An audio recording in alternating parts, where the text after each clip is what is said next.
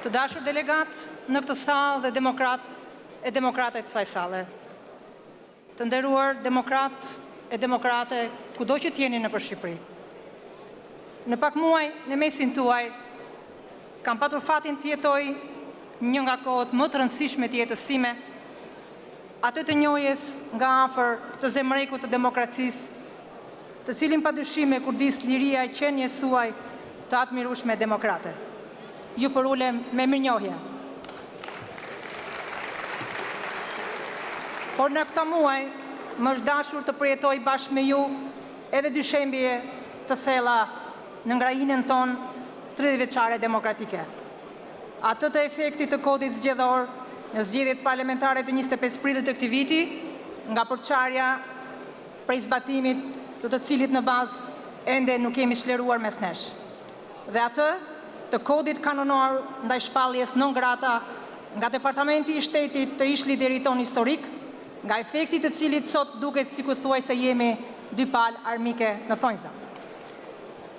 Në rastin e parë, për te trishtimi që më jep ndjesia që gjatë fushatës të shije kolegun tënd tek përpiqej të manipulonte për vota edhe të afërmit e tu, nuk mund të kishe ndonjë breng të madhe, pasi fundja e gjitha shkonte në thesin e demokratëve. Megjithatë, edhe pse prita, ne nuk bëm një analizë të thellë të zgjedhjeve, dhe këtë personalisht e përliq vetëm me faktin se ngjarjet ndoqen me shpejtësi njëra tjetrën dhe ende nuk i kemi bluar plotësisht asnjërin prej tyre.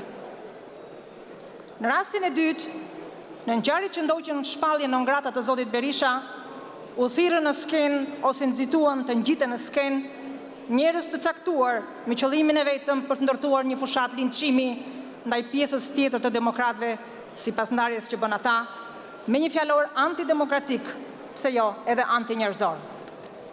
Të jesh demokrat do të thosh të jesh njëri i lirë, të mendosh dhe të veprosh i lirë, përsa kohë liria jote nuk prek lirinë e askujt, ajo meriton të respektohet.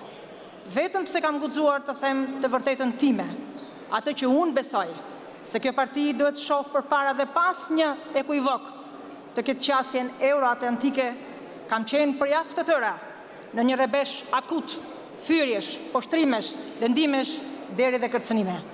Nuk më shqetësojnë fare vërejtjet e demokratëve thjesht, të cilët janë në të drejtën e tyre, në bindjen e tyre të ndershme, shpesh në manipulim, shpesh në bezë, pasi me ta e kam shumë të lehtë të komunikoj. Duke që njerëz të dashur dhe shumë pranë të vërtetës, ata kanë një sens mahnitësh mirë kuptimi. Mjaft të pish një kafe ose të bisedosh online me ta. Por çështja është një shpur, po e them qartë, vetëm një pjesë e tyre, ish ministrash, drejtor të lartë, diplomat, gazetar, a gjithfar shefash, e deri te ish deputet të sotëm. Disa prej tyre janë madje ish masovik të kohës Enver Hoxhës që me bujarinë e saj, naivitetin apo qëllim, Partia Demokratike i kishte në radhë të saj, madje i ka ende në radhë të saj. Organizimi i gjyqeve publike, me thirrje gati bolshevike, madje më përtej, me skena që të kujtojnë amfiteatrot e vjetër, ku qytetarët në tribun presin vetëm gishtin e ulur të liderit për vrasjen në Mejdan, të kujtojnë kohë të errta nga të cilat kishim menduar se kemi shpëtuar. Linçimi ndaj personit, familjarëve, të afërme, nxitjet e rrjeteve sociale nga eksponentë të caktuar të kastës së vjetër të Partisë Demokratike ishin në kufit e antinjerëzores. Nuk ka asgjë për dëshpërimi për fatin e Partisë Demokratike, pasi ata kanë vite që vegjetojnë.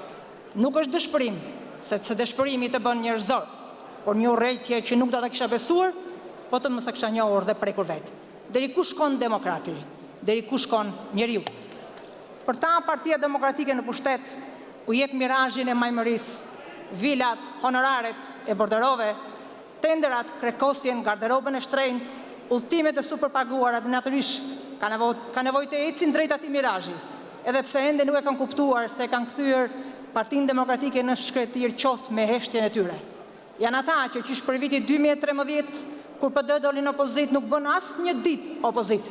Përkundrazi, nuk kanë lënë rast nga takimet me ambasadat për t'i bindur për mungesën e leadershipit, kur vetë ishin pjesë e këtij leadershipi.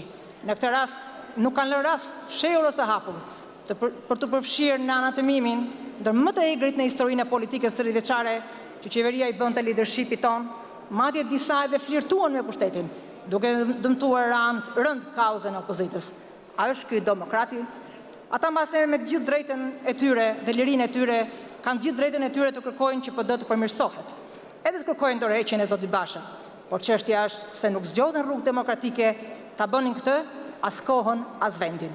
Duke shmangur detyrën për të përshpejtuar mbylljen e tranzicionit të gjatë shqiptar, ata e sollën Partinë Demokratike në një tranzicion të ri, të cilit jemi të detyruar t'i japim fund bashkë sot.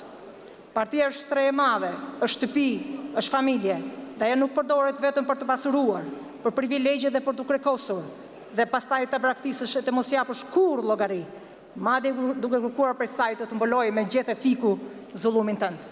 Partia Demokratike duhet të ndahet sot përfundimisht nga kjo mënyrë të bërit politik. Politika është shërbim, jo pasurim. Kush përfshihet në privilegjet e pushtetit dhe postit, duhet të ketë detyrimin të japë edhe llogari për gabimet e shkaktuara. Partia Demokratike duhet të ndahet sot përfundimisht nga amalgama dhe trashëgimia e saj komuniste që ka infektuar prej kohësh aksionet politike për dekomunistizimin e partisë, të politikës, të shtetit dhe shoqërisë shqiptare. Kjo kërkon aksione të shpejta dhe operacione të sakta. Higjienizimi i shoqërisë shqiptare duhet të fillojë nga Partia Demokratike, dhe ky është një akt historik dhe një detyrim i kohës sonë.